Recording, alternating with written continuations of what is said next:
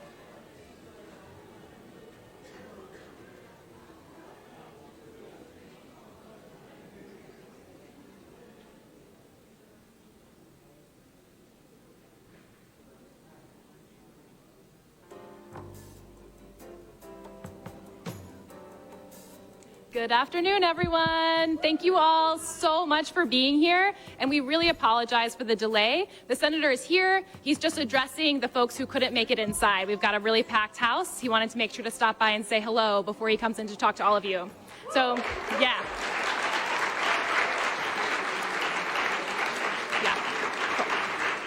So thanks again for your patience, and we'll be on program shortly.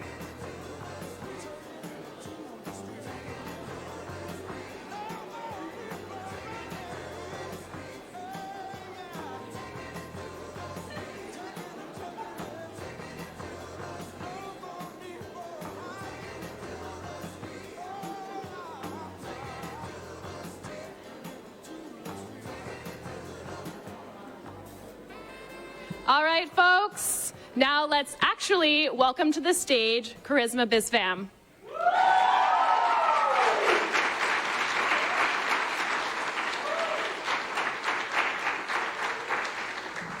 Ooh, Jesus. Ooh, I'm a little nervous, guys. Just a little nervous. Hello, my name is Charisma, as I was just introduced. I'm a student here at NEC. I'm an RA on campus in Colby Hall. Woo, Colby. I am also one of the captains of the women's rugby team here. Woo, rugby, yeah. I am from Texas, and I chose to move here to go to this school because I wanted a first-rate education so I can pursue my career in political science. While colleges and universities do what they can to provide for their students, too many in this country leave with crippling debt. Even with this debt, I am so lucky. My parents are immigrants. My dad went to college on the GI Bill. My mom, she never got the opportunity to go to college. They moved here and worked hard so me and my siblings could have an opportunity for a better life. Of my 6 siblings and I, 4 of us chose to go to college. I am the only one still pursuing my 4-year college degree. Student loans and the inability to pay for college forced my brother and sisters to dramatically change their life plans. A college education would have given them a chance at finding a fulfilling career. But that chance just cost too much. They dropped out and found work to pay the bills, like most Americans. Even though they haven't finished, they're still making the payments every month that the dream that they were denied. My brother, Denzel, wanted to be a surgeon. Now he settled on being a phlebotomist instead. But he's in so much debt that until his bills are paid off, he's working for telemarketers, just scraping by. My sister, Julia, fortunately married somebody serving in the Navy, and the GI Bill is helping her work towards her medical assistant certificate. My other sister, Tamika, she's trying to start her own business, but without having finished her degree, many connections and opportunities haven't been open to her. All of them are still making those payments today. After I finish, I'll be making those same payments without an end in sight. I still have one younger sibling, her name is Faith, who still looks forward to going to college to get her college education. I want better for her than this, better than her siblings had. I don't want her to have to fight in a war or work jobs she hates for $7.25 an hour just to make payments on a loan for the rest of her life. For that matter, I want her to live so sorry.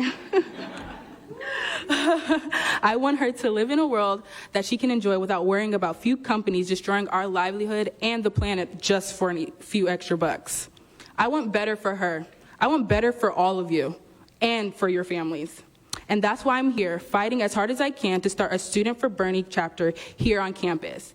I feel and know that Bernie Sanders has been a consistent and real with us from the beginning. My brother introduced me to Bernie when I was 14 years old by taking me to a rally. And ever since, I've been feeling the burn, yeah!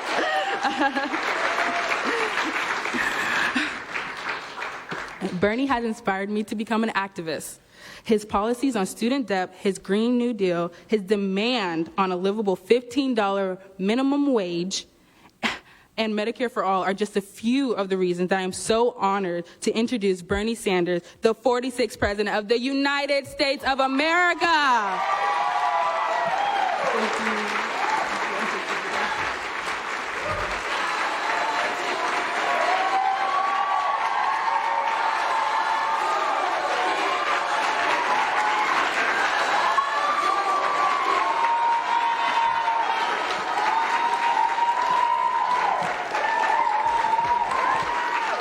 Thank you.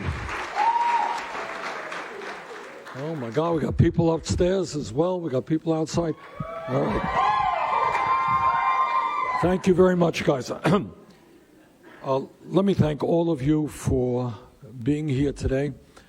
Let me thank the Graniteers for their music. Graniteers, thank you.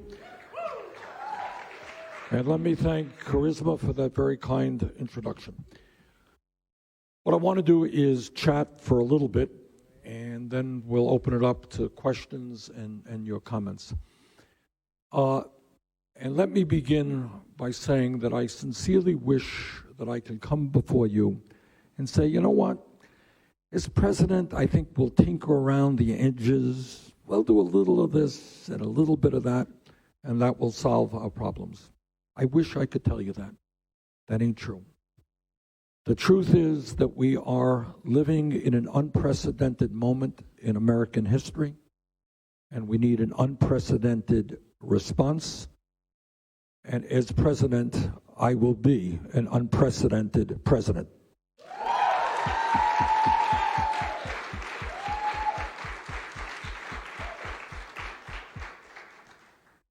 And one of the reasons, not the only one, but one of the reasons that we live in an unprecedented moment is that we have a president who is perhaps the most corrupt president in the history of this country. A president who is a pathological liar. A president whose sole goal is to increase his wealth and his power and could care less about the needs of ordinary Americans. And a president, and it gives me no pleasure to say this, it truly does not, a president who is a racist, a sexist, a homophobe, a xenophobe, and a religious bigot. And it gives me no pleasure to tell you that, but that is the truth, and it has to be said. Now, when we talk about where we are right now, my hope and expectation is that the United States House of Representatives will move forward with impeachment as quickly as humanly possible.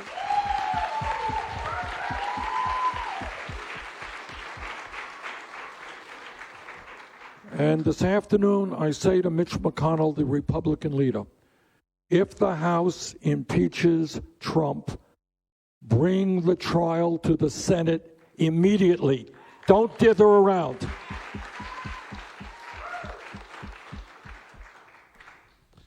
But the issue that we are dealing with today in terms of the future of our country is not just Donald Trump.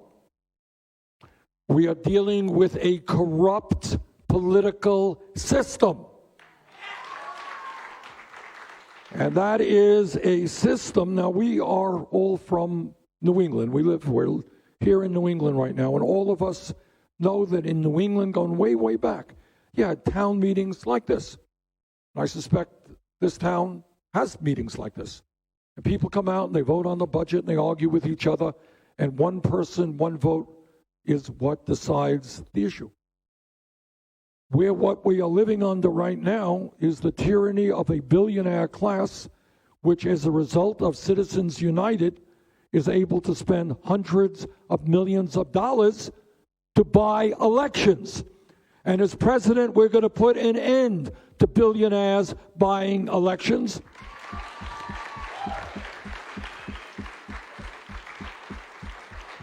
We're going to overturn Citizens United and move this country back to one person, one vote.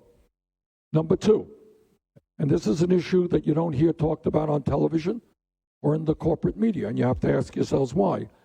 But it's not only that you have a corrupt political system, you have very much a rigged economy in which we have more income and wealth inequality today than at any time since the 1920s. Now, later on, I'm going to want to talk about this, and I would appreciate you all thinking about why we don't discuss the fact that 3 people in America today own more wealth than the bottom half of American society. Anybody think that has anything to do with justice? Top 1% owns more wealth than the bottom 92%. Here in New Hampshire and in Vermont, people are working longer hours for lower wages. It is not uncommon to find people working 2 jobs, 3 jobs. Is that right? All right, that happens. Meanwhile, 49% of all new income goes to the top 1%. And that is why I recently introduced the most bold tax on wealth than any major candidate in American history has ever introduced. Jeff Bezos is worth about $50 billion.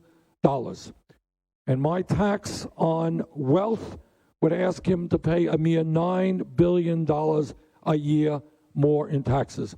Well, you know, if you're worth $150 billion, you can afford to pay $9 billion more. I think Mr. Bezos. Now, I may be wrong, but I suspect he will be able to get by on $140 or $145 billion. Probably he'll, tighten his belt a little bit, but he'll probably get by. All right? Meanwhile, when we raise taxes from one person by $9 billion, we could double funding for the Head Start program and make sure 1 million kids in this country get the early childhood education they need. I think that's a good trade-off.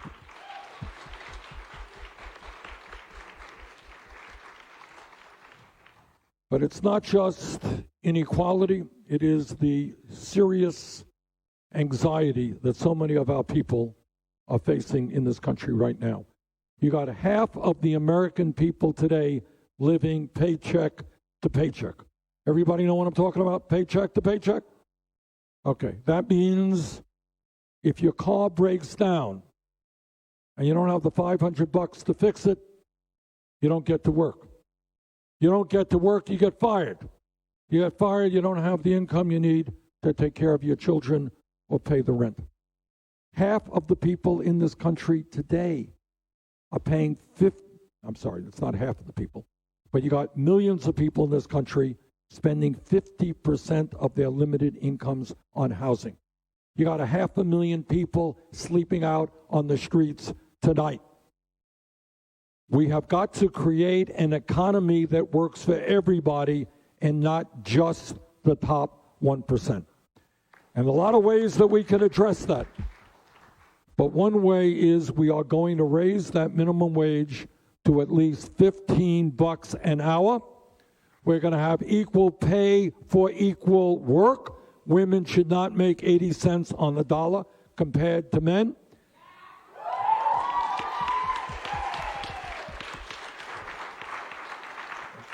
And we are going to make it easier for workers to join unions.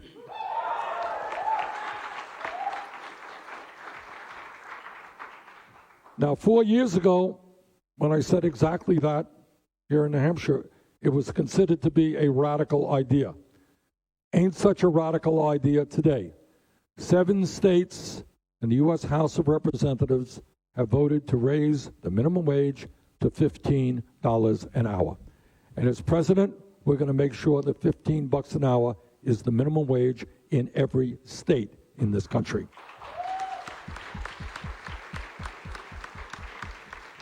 Four years ago, I came to New Hampshire and I said, you know what? We need to rethink higher education in America. Number one, we've got to make public colleges and universities tuition free. 4 years ago, that was perceived to be a radical idea. In the last few years, 12 states in this country are moving in that direction. A couple of weeks ago, New Mexico said any resident of New Mexico has access to public colleges and universities tuition free. So the issue is not whether it is going to happen. The issue is how soon it is going to happen. And with your help, we're going to make it happen very, very soon. Furthermore, we got to significantly increase funding for Pell Grants, which no longer go anywhere near as far as they used to go. Increase funding for work-study programs. And the goal is that for every person in this country, whether you're going to a public college or a private college, you should be able to leave school without debt. All right? And it is my view, and we've introduced a proposal to accomplish this, that we are going to cancel all student debt in America.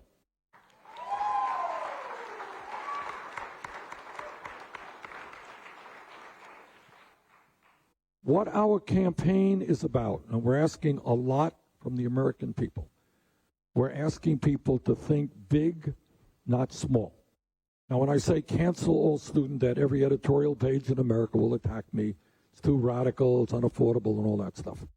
All right? But I want you to think.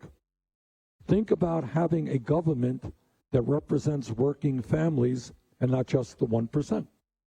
Think about 11 years ago when the crooks on Wall Street nearly destroyed our economy.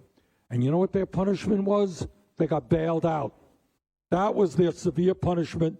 They got trillions of dollars in zero-interest loans from the Federal Reserve and $700 billion from the Treasury. 2 years ago, Trump and the Republican leadership pushed through over $1 trillion in tax breaks for the 1% and major corporations. So tell me whether or not, if we can give tax breaks to billionaires and bail out Wall Street, please tell me why we cannot cancel all student debt in this country and pay for that with a tax on Wall Street speculation.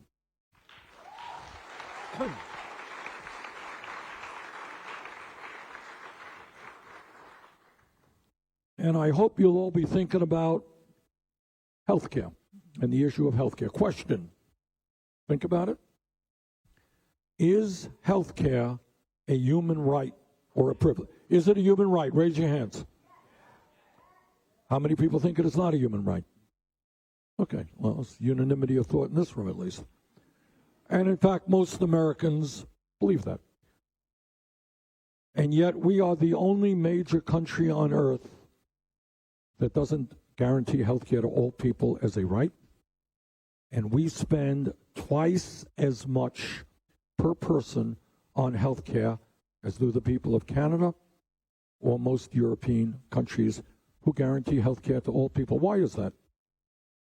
Why do we spend so much on health care, twice as much as the Canadians, and yet we got 87 million uninsured or underinsured? We pay the highest prices in the world for prescription drugs. Why?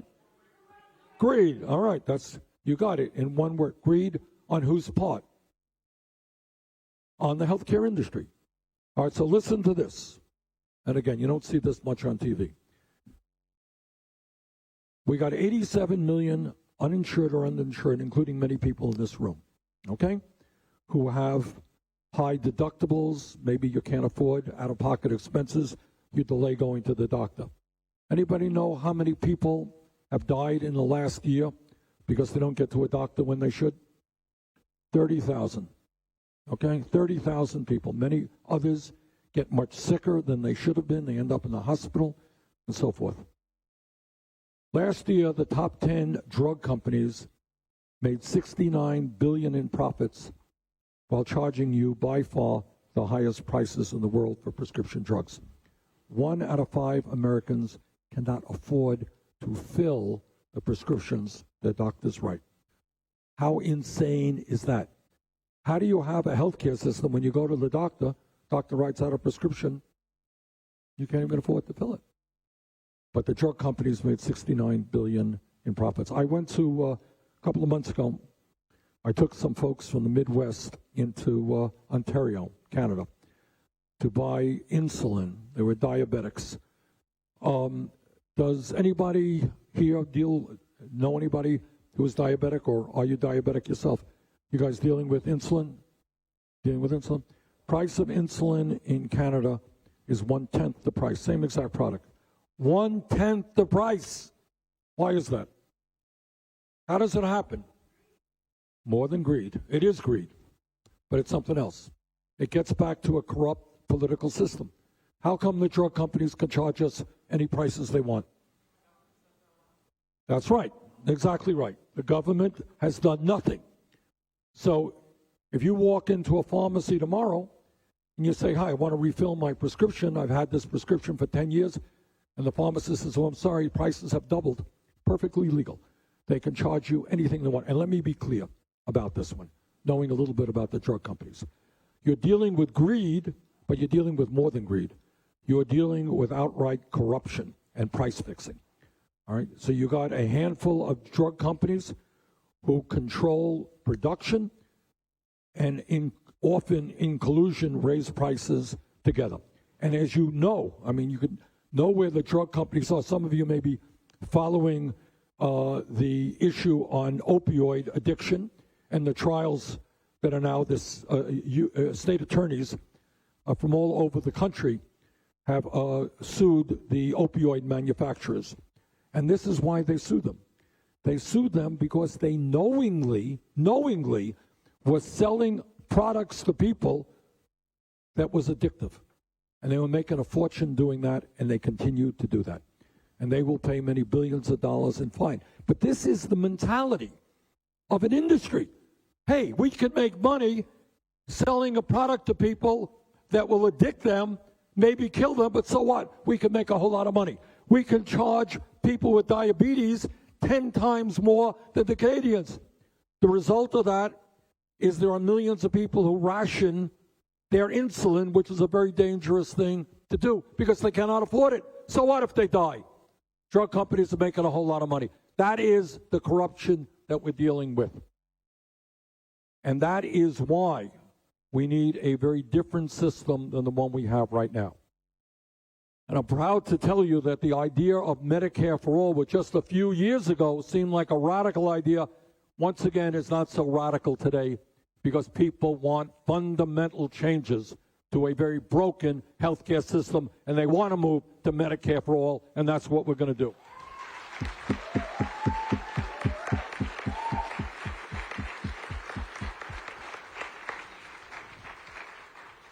So because you're going to be seeing a lot of distortions regarding Medicare for all, let me tell you what it is. Ain't complicated. What we do is eliminate all premiums, all right? You're no longer paying $1,000 a month or $500 a month, gone. You're no longer paying any co-payments when you walk into the doctor's office, gone. You're no longer having any deductibles, gone. No more out-of-pocket expenses, gone. The most you will pay a year for prescription drugs is $200 because we're going to take on the drug companies and lower costs in this country. Medicare is a good program right now. We're going to make it better. We're going to expand Medicare to cover hearing aids, to cover dental care, to cover eyeglasses, and to cover home health care. And the reason we can afford to do that is we're going to end the profiteering of the drug companies and the insurance companies who made $100 billion in profit last year. You got that? $100 billion. And we're going to end an enormously complicated system which has hundreds, if not thousands, of separate insurance programs which require hundreds of billions of dollars to administer. You have a $500 deductible. You have a $1,000 deductible. You're in this network. You're in that network. You get covered for this prescription drug. You get covered for that prescription drug. It is a crazy and complicated system that costs a fortune to administer. Our system is much simpler. You get all comprehensive care that you need, including mental health care, by the way. Okay?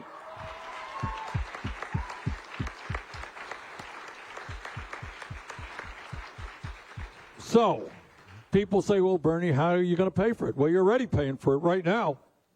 All right? My political opponents say you love paying premiums every month. Oh, you just love it. All right. I talked to a woman last week. She was telling me she's now on Medicare. She was probably in her 60s. She was paying $1,700 a month for premiums. All right. That's $20,000 a year. All right. So, and I'll be interested to hear what some of you are paying. Okay. So right now we're going to get rid of all of that, and we're going to fund it. You know, healthcare is not free. Nobody can provide it for free. It has to be paid for out of the general tax base in a progressive way. Okay? We exclude any increase in taxes for people under $29,000. People on that will pay more in taxes, but you will be paying far less for your health care than you are right now, because you're not paying those premiums to the insurance company. All right? And that's what we are going to do, and that is what the American people want. Now, we have a slight obstacle in our way. It is the healthcare industry that will spend unlimited amounts of money trying to defeat us. You got it. I mean, that is an interesting point. So you got people who have no health insurance, and these guys are taking your premiums and they're spending it on advertising in order to prevent us to move from Medicare for all. That's the corrupt system that you're living under. But I think at the end of the day, we are going to defeat them because the American people know that the current system is unsustainable. And by the way, among many other things, 500,000 people go bankrupt every year because of medical bills. Anybody here deal with medical bills? All right. Now, can you imagine, just think about it, all right, getting diagnosed with a terrible illness, cancer, heart disease, Alzheimer's, whatever it may be, and not only having to deal with the illness, you also have to deal with the possibility of financial ruin for your family. That if you don't pay your bills, your credit ratings are shot. They're going to go way up, and on it goes. It is cruel, it is barbaric, and it has to end, and we're going to end it. I want to talk a word on another issue, and again, the reason I talk about this moment being unprecedented is the crises that we face are unprecedented. Now, Donald Trump, in his wisdom, and as you know, he is a self-identified genius, he has determined that, and he has determined, based on years of deep study, that climate change is a hoax. Well, I myself think that Donald Trump is a hoax.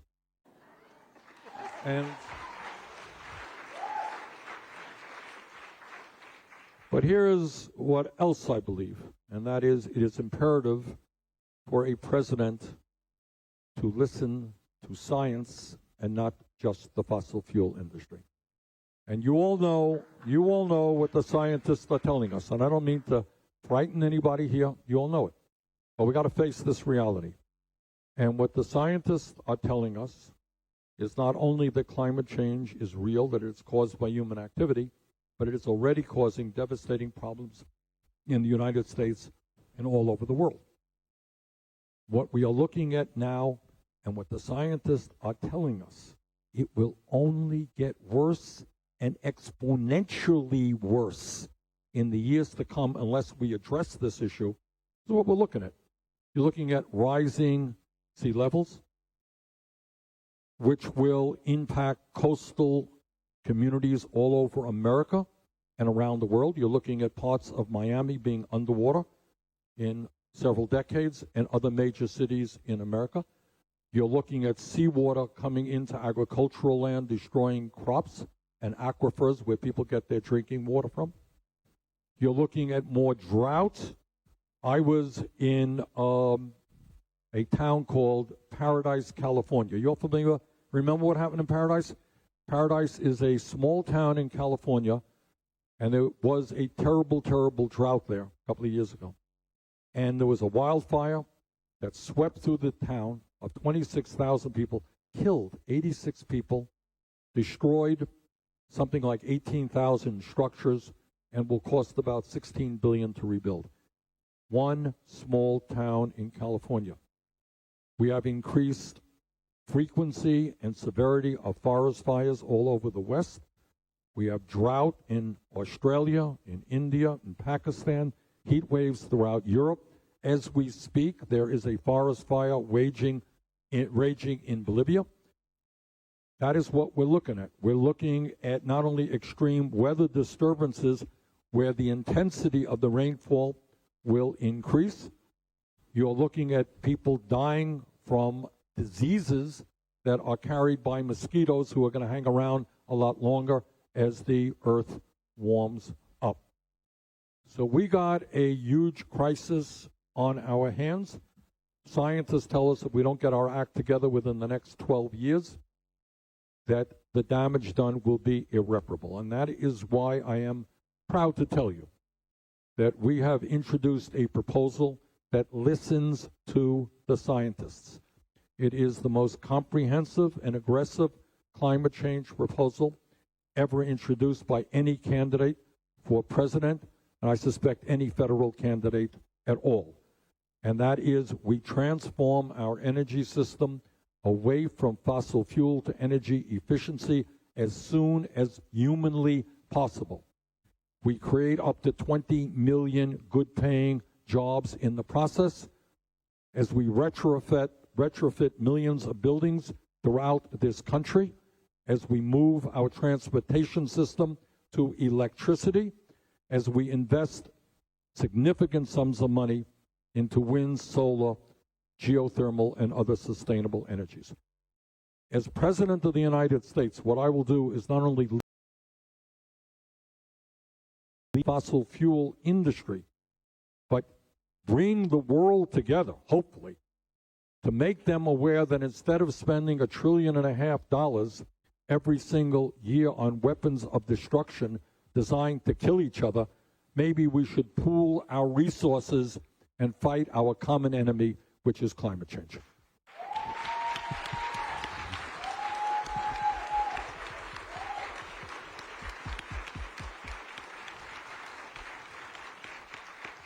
So I have been criticized for this proposal because it's a very expensive proposal. Over a 10-year period, it's $16 trillion. Very expensive. We pay for it, but I'm not going to deny that it is very expensive. And it's very transformative. It changes this country in many, many respects. But I want you all to think of, when you hear somebody on TV say, Bernie's idea is too radical, it's too expensive, we got to be more modest. Tell me what the alternative is to saving the planet. How much is too much to spend to make sure that our kids and our grandchildren have a planet that is healthy and habitable? There is no limit. I mean, this is what we have got to do. And we can do that, but we're going to need bold leadership to do that, and I look forward to providing that leadership. I have a couple of other issues that are out there, and then I want to open it up to your thoughts and your comments. And that is, we have got to deal with a criminal justice system which is not only broken, but is racist. And that is a system which today has more people in jail, over 2 million, than any other country on earth. Think about it. China, communist authoritarian country, has fewer people in jail, 4 times our size, by the way, has fewer people in jail than we do. I want you to think about why that is, and there are a lot of reasons for it. Disproportionately, people in jail are black, Latino, or are Native American. All right, how do we deal with that? Well, number one, we deal with something that many of you may not be aware of. And that is that today in America, we've got 2 million people in jail, federal, state, local level. 400,000 of them are in jail right now without having been convicted of anything. How does that happen? Why are they in jail? Cash bail. Do you all know what that means? It means that if you get arrested today, you're arrested. Maybe you committed a crime. Maybe you didn't. You haven't been convicted. You're arrested. You go to jail, and you need $500 or $1,000 to get out of jail. You can't afford it. You stay in jail until your trial. And then maybe you have to do a plea bargain and plead guilty to something you weren't guilty to in the first place. Whatever it may be. But anyhow, you got 400,000 people in jail today, haven't been guilty of anything. We are going to end cash bail in America. We're not going to keep people in prison because they're poor.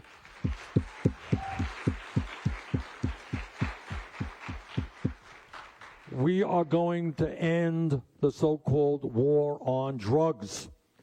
And we're going to move to the legalization of marijuana in every state in this country.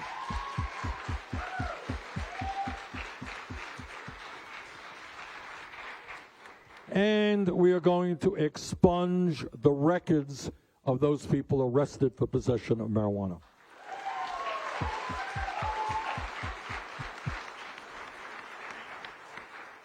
And I developed that position when I was driving through Nevada, which has legalized marijuana.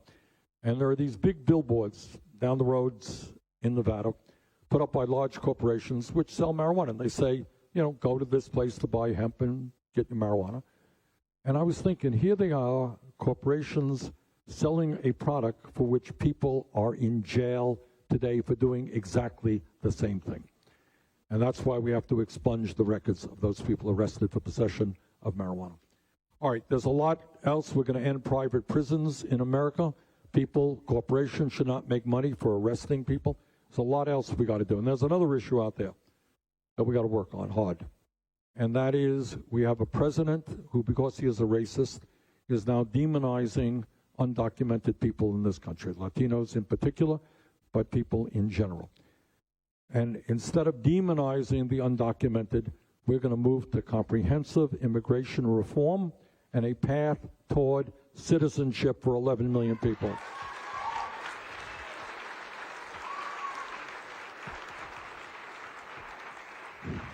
On my first day in office, through executive order, we're going to reestablish legal status for the 1.8 million young people eligible for the DACA program.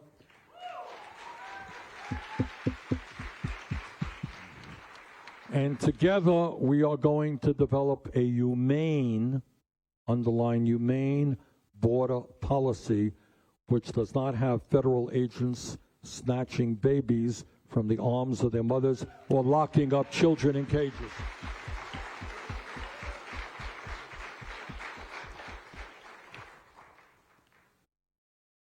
I have conservative friends who every day I'm on the floor of the Senate and they say, we believe in small government. We believe that you should get government off the backs of the American people. Let them live their lives, do what the hell you want to do, not the business of government. Except when it comes to a woman's right to control her own body.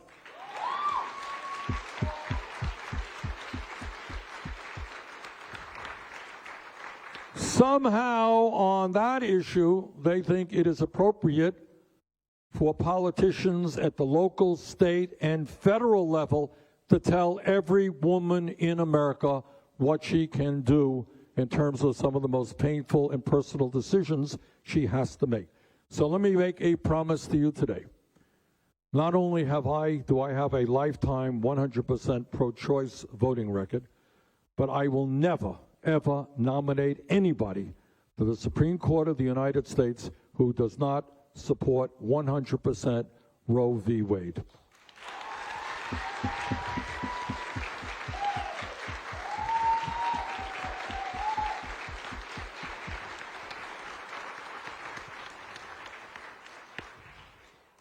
And I don't have to tell anybody in this room the horror and the pain that we see when we turn on television and hear about another mass shooting. And God knows in the last several years we have seen too many. In fact, if I'm not mistaken, in a few days I'm going to be in Las Vegas where there'll be a commemoration of that terrible, terrible mass murder from that hotel window with some guy with a assault weapon, plus just mowed down killed dozens of people and wounded hundreds of people. I think there's going to be a commemoration there. And I think the bad news is that 40,000 people a year die of gun-related shootings. But the good news is, I think all over this country, in rural states like Vermont and New Hampshire, whether you're a gun owner or a non-gun owner, I think people understand the need for common sense gun safety legislation. And there's really a strong consensus being formed. I'm not telling you everybody agrees on every part of this. Overwhelming support to expand background checks to make sure that people who have histories of violence do not own guns. Widespread support for ending the so-called gun show loophole, for ending the so-called straw man provision where people can legally buy guns and then sell it to criminals. And by the way, just in the last couple of months, growing majority support now, according to polls, for something I believed in for a very long time, and that is the ban and sale of assault weapons in this country. And those are weapons, as all of you know, they're military-style weapons designed to kill people rapidly. And there are other things that we've got to do as well. Now, you will ask yourselves, why does it happen if this is what most Americans want? Why does it happen that Congress doesn't do it? And the answer is very simple. The answer is the NRA, which has intimidated the Republican leadership and the President of the United States. So they are willing to not do what the American people want in order to retain support for the NRA. And in fact, there was just some outrageous thing in the paper the other day. It's almost hard to believe these things, you know, where the NRA is telling Trump they will support his efforts in terms of, you know, opposition to impeachment if he promises not to do background checks or something like that. I mean, that's how insane the situation is and how much they are intimidated by the NRA. All right, let me conclude my remarks. I don't want to ask you questions, you ask me questions, by saying this. Real change in America, or throughout the world, never ever takes place from the top on down. It is never a president signing a bill or Congress passing something. Real change always takes place when millions of people stand up and demand justice. That's when change takes place. Think back history. Think about working people who had no power at all. They could be forced to work 7 days a week. They're fired arbitrarily. And they demanded to form unions. They struggled to form unions, and they succeeded. And by the way, we're going to do everything we can to expand the number of people in this country who will be able to join unions. But that's the struggle that workers mounted. And you look at the struggle of women. We forget that 100 years ago, not a very long period of time, women did not have the right to vote. Women, by and large, with few exceptions, could not get the education they needed to fulfill their dreams. Women could not get all kinds of jobs. Jobs were limited. The general prevailing mentality was that a function of a woman was to stay home, take care of the house, and have babies. That was a function. But women stood up, and they fought with their male allies to change that definition of what a woman should be. And then you think about the civil rights movement. You know, it wasn't just Dr. Martin Luther King Jr. It was millions of people at the grassroots level who stood up and fought against segregation and racism, who helped pass the Voting Rights Act and the Civil Rights Act. And you think about the gay rights movement. I'm a little bit older than most of you. And if I were here 30 years ago, mark my words, in this room, and I said that the day would come shortly where gay marriage would be legal in every state in this country, 30 years ago, nobody in the room would have believed me. But what happened is, because of the struggles of the gay community and their straight allies, that changed. And in fact, it changed so quickly that among young people, the issue of gay marriage is not even an issue anymore. And Republicans understand that. They don't demonize that issue anymore.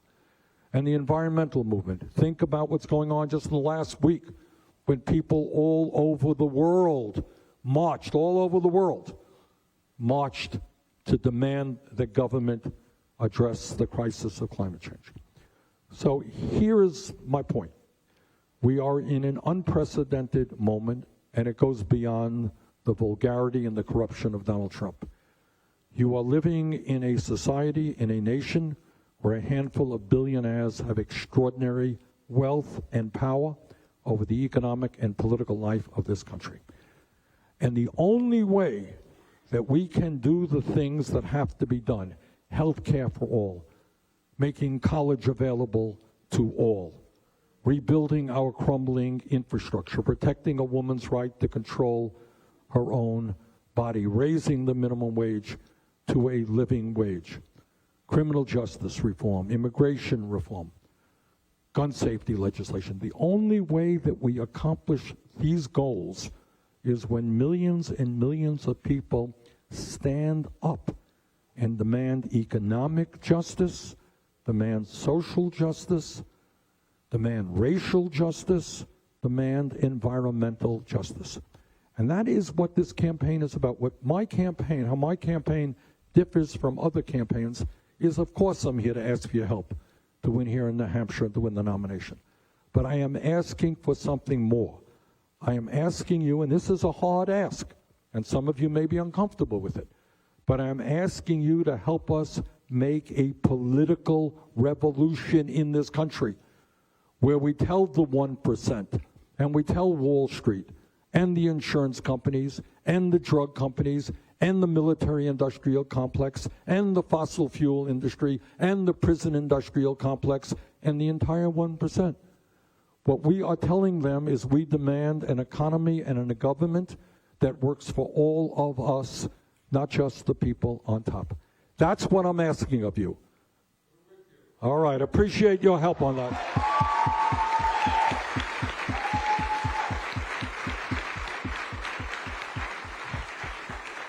This is tough stuff. This is hard stuff. And if I were a typical politician, I'd be here and say, vote for me and I'll do A, B, and C. What I'm telling you is that no president, not Bernie Sanders or anybody else, can do it alone, because we're taking on unbelievable power. I'm a U.S. Senator. I deal with these guys every day. You don't know what kind of power they have. You don't know what kind of money they have. They have unlimited amounts of money. Unlimited. Unlimited power. They control the media. These are very powerful people. And the only way that we transform this society is when millions of people stand up and demand that transformation. That's what the campaign is about. All right. What I'd like to do now is take a sip of water.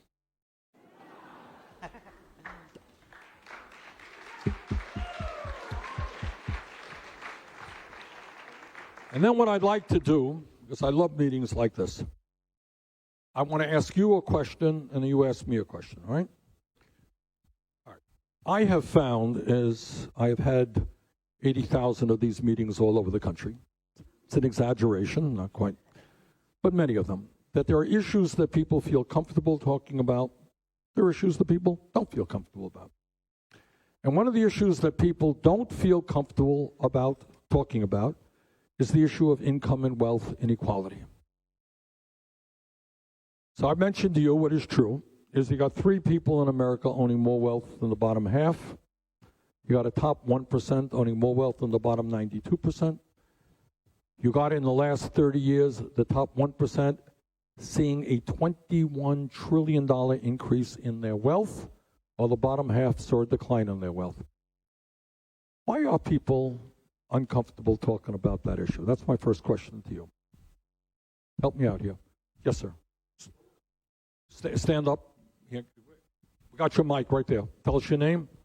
My name is Roger Good from Hillsborough. Roger. We're told to by the media. The media is spinning the entire politics of the world we live in to benefit the people that you're talking about. Okay. Thank you. What else? I think Roger makes a good point, but media plays a role. Yep. By the way, in Congress, we don't talk about this either. Yep, with few exceptions. I think it's just one of the American myths that are perpetuated for centuries, that if you work hard, you deserve whatever you can make. What's your name? Jack Bob. All right, I think Jack makes a very interesting point. My father came to this country at the age of 17 without a nickel in his pocket, never made any money. We lived in a rent-controlled apartment my whole growing up life. Was my father a failure in life? Should I be ashamed of him? Are the heroes of society the great people, the folks like Donald Trump who maybe lie, cheat, and steal, and they make billions of dollars? Are those the people we're supposed to idolize? All right, but that is what the reality is, isn't it? We're not terribly proud of families where people are struggling. I met a number of months ago, just stuck in my mind, a woman in, where were we? In Iowa. And she was a home health care worker. She was a Latino woman. She made $13 an hour going to people's homes and helping them. She told us she would sometimes take money out of her own pocket to help people who were worse off than she was. You got millions of people like that. You got school teachers who take money out of their own pockets to buy school supplies for their children. Okay? And clothing. All right? Those are the heroines, and in my mind, those are the great people in our society. The heroes and the heroines. Meanwhile, and not to pick on Mr. Trump too much, but this is a guy who, before he was president, I don't know, he's in business, I guess, 30 or 40 years, was involved in over 3,000 lawsuits as a businessman. What does that tell you about somebody who's involved in 100 lawsuits a year? It tells you that he's a liar and a cheat, that he signs, I mean, it does. You know, there's a guy I knew in Vermont, one of the wealthiest guys in Vermont, Republican, you know, not a political ally of mine, but a friend. Guy was in business for 40 years, made huge amounts of money for Vermont anyhow, and never was involved in a lawsuit in his whole life because he said he was an honest guy. His word was his bond. He never lied, he didn't cheat, he did business, okay? So you got people out there who do what they do to make billions of dollars, and you got other people who pay their taxes, who do great work. It seems to me we got to rethink about what we value and who we value. And it's not just billionaires, but it is good people who try to help other people who live honest lives. All right. But, you know, that is a question I wanted to throw out there. Okay, you got a question for me? Okay, let me go back to Roger here. Yep. Grab the mic there. The United States has probably some of the lowest voter turnout in the world. Yes. And for me, I see this as a campaign finance issue. I see this as a economic justice issue, really. Because when you have low voter turnout, it's very easy for the wealthy, for the corporations and the billionaire class to spend money to target a demographic, get out the vote, and tip the scales. If we had 80, 90, 100% voter turnout, it would be almost impossible for them to spread their money around so much that they could tip the scales in the same way. So my question is what's your feeling about, like Australia, having mandatory voting? I think it's something we may want to consider, but that's not where I am right now. I'll tell you where I am. Where I am is not only overturning Citizens United, but moving to public funding of elections, which will go a long way to create a level playing field with the billionaire class. But you raise a very profound question. And when I talk about taking on the corruption and the greed of the corporate elite, what these guys want, and Roger is absolutely right, what they want is to make it as hard as possible for people to vote. In this state, for example, you have a governor who makes it pass legislation to make it very hard for young people to vote, an outrageous way. A perfect example of voter suppression. Why? Because they know that by and large the young people are progressive. So instead of listening to the young people and responding to the needs of the young people, they're going to try to keep them from voting. All right? Number two, voter suppression is taking place all over the country, often people of color, poor people, Native American people. What Republicans want is a system in which billionaires can buy elections and which we make it hard for ordinary people to vote. I believe we should do exactly the opposite. That is why I believe we should pass a national voter registration which said you are 18 years of age in America, you are registered to vote, end of discussion, period.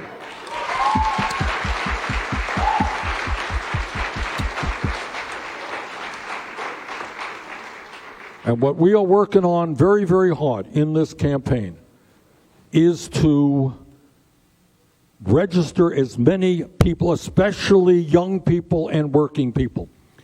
The good news is in 2018 we saw a significant increase in voter turnout among young people, but they are still way, way, way behind the voter turnout of older people. And if young people voted at the same percentage as older people, we could transform this country. So we're going to do everything that we can to register people. Here in New Hampshire, you do have same-day registration. You can walk in on Election Day and register and then vote. But you're absolutely right. We have one of the lowest voter turnout rates of any major country on earth. And as president and as a candidate, I'm going to do everything I can to change that. All right, now it's my turn. Let me ask you a question about health care.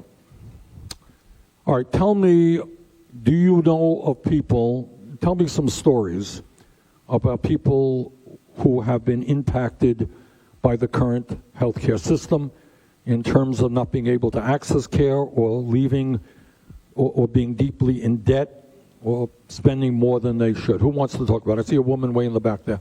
Ma'am? Hi, my name is Sue Derling. I'm a retired ICU nurse.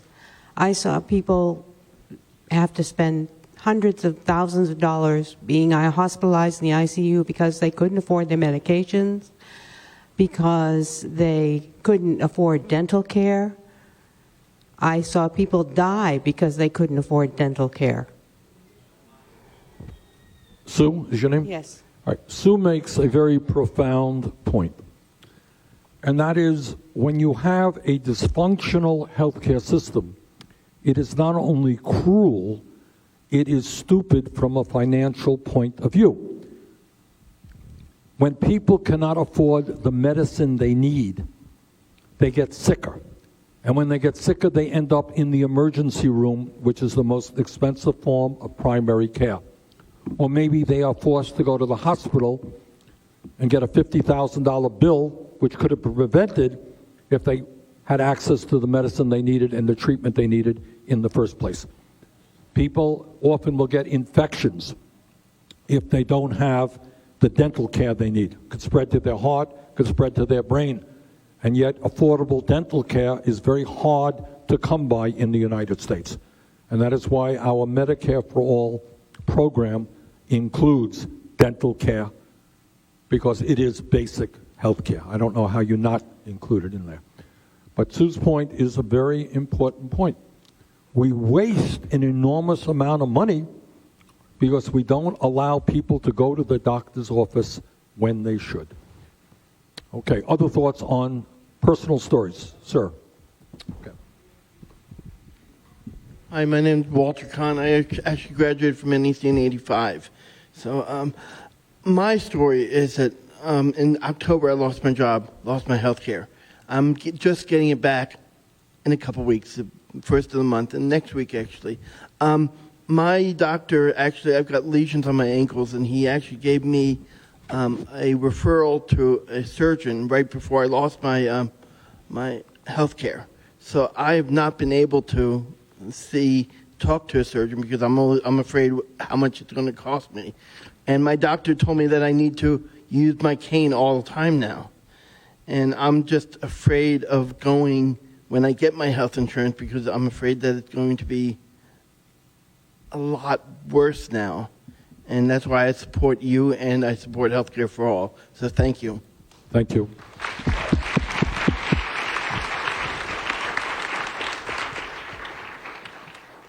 When you talk about Medicare for All, that's Medicare for All 365 days a year, whether you have a job, whether you don't have a job, whether you're old, whether you're young. That's the beauty of it. It's with you all of the time. I talked to a woman recently, you know, these unbelievably tragic stories. I think she was in a transition from one job to another job, and then she went in for a diagnosis right in the middle, and it cost her a fortune. You know, it's insane. And that is why we need a stable system which says that everybody has health care every day of the year, whether you're working or not. Other issues on health care. Young lady over there. Yep. Where? Somebody get to the mic. Sorry.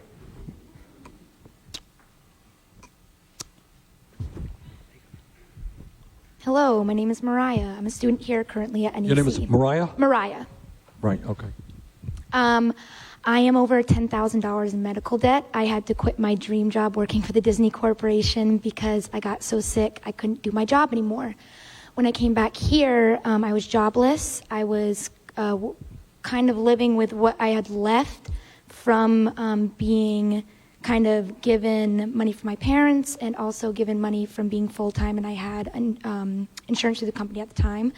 But when I came back to move here, I had to go on Medicaid, I had to get food stamps, and I feel like as a young person who's 24, I shouldn't have to even go through that. Also getting, news that your medical issues is going to change your life, and again, being a young person, having to make all those hard decisions is definitely... Are you going to pay off the $10,000 in debt? I have no idea. Has it impacted your credit? Oh, yeah. Tell me about that. My credit score is so low that I can't even take out personal loans at this point for college. This is the everybody hear that? This is the insanity. This is not just health care. So if you don't pay your health care bill, then your credit is shot. If your credit is shot, you pay 25, 30% interest rates, which make it impossible for you to buy a car. You can't buy a car, you can't get to work. But if your credit is shot, and by the way, that's why we've introduced legislation to exclude medical bills from credit ratings, by the way.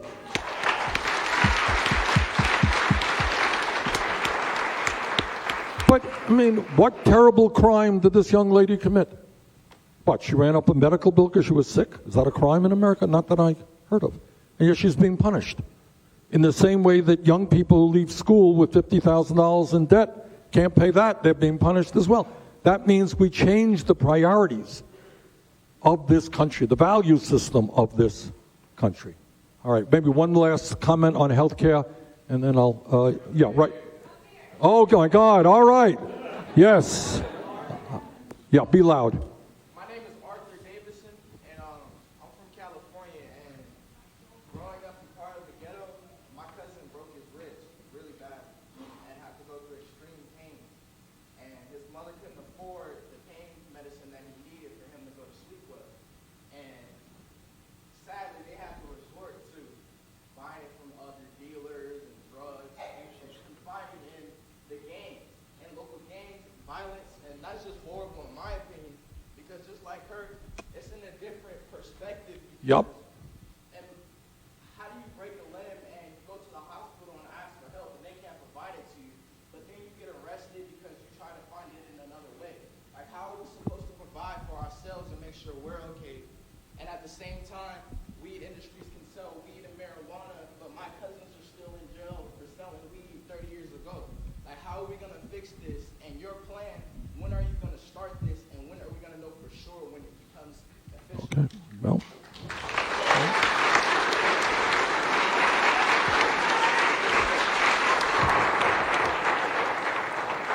Well, Arthur raised two issues, which we are dealing with.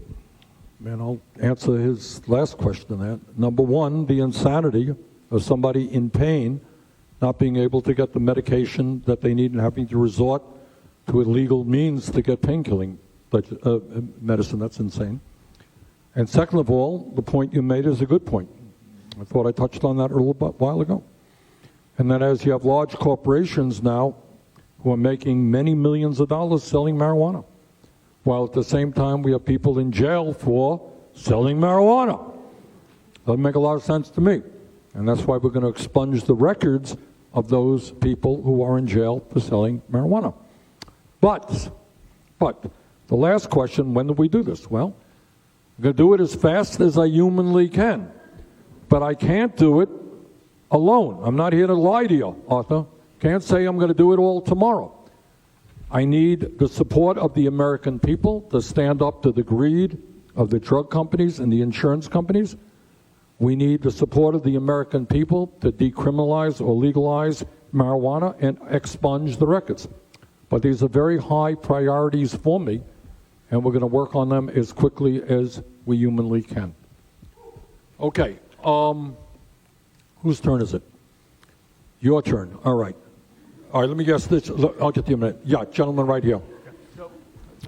So my name is Rami. Thank you for taking my question. Hold up mic close to your mouth. Yeah, so my name is Rami, and I've got a question that's a little different than what we've been speaking about today, but involves foreign policy. Good. And it's about the Israeli-Palestinian conflict. Yep. So I'm somebody of Palestinian heritage. And, I'm curious, you've obviously been an outspoken critic of, what is our number one ally, but, they're a big recipient of our aid and commit massive human rights abuses. What will you do to help prevent those human rights abuses? What I will do, I am proud. I have not thought that I have done anything particularly radical, but apparently it turned out to be so. Because all that I said, nothing more radical than in the United States of America, our foreign policy should be even-handed. That we should be even-handed in A, making sure that Israel has a right to live in peace and security, it does, but also that we treat the Palestinian people with the respect and dignity they deserve.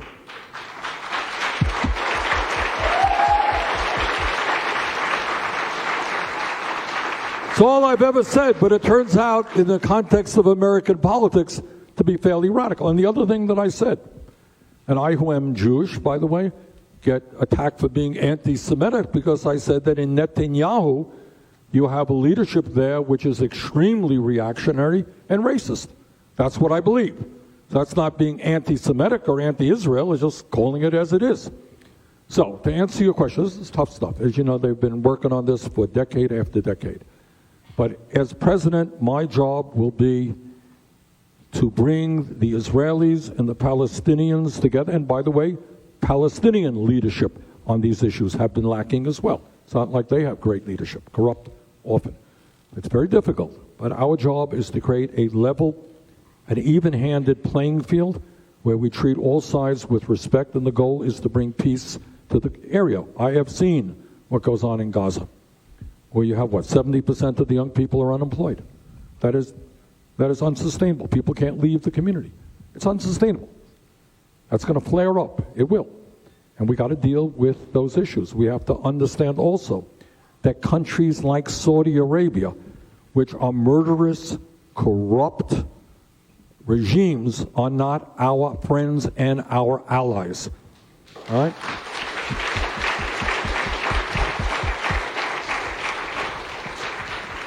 And a lot of that, by the way, gets back to oil in the region.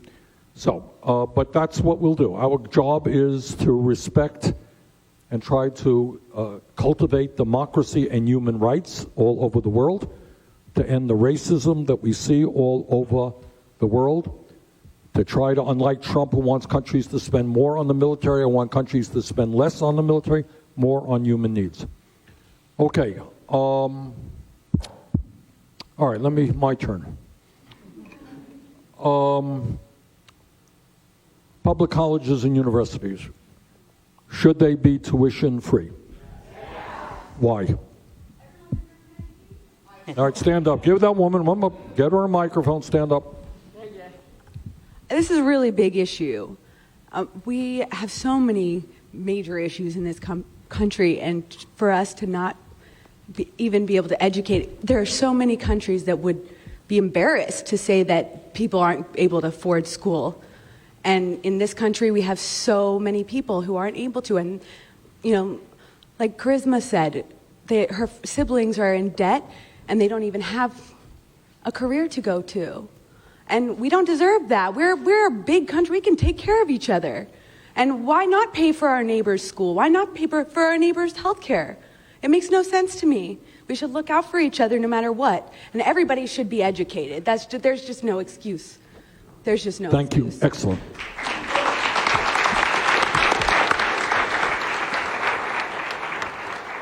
So is it a radical idea to talk about making public colleges and universities tuition-free, significantly increasing Pell Grants and work-study programs with the goal that nobody in America leaves school in debt, and simultaneously canceling all student debt in this country through a tax on Wall Street speculation? Is that a radical idea?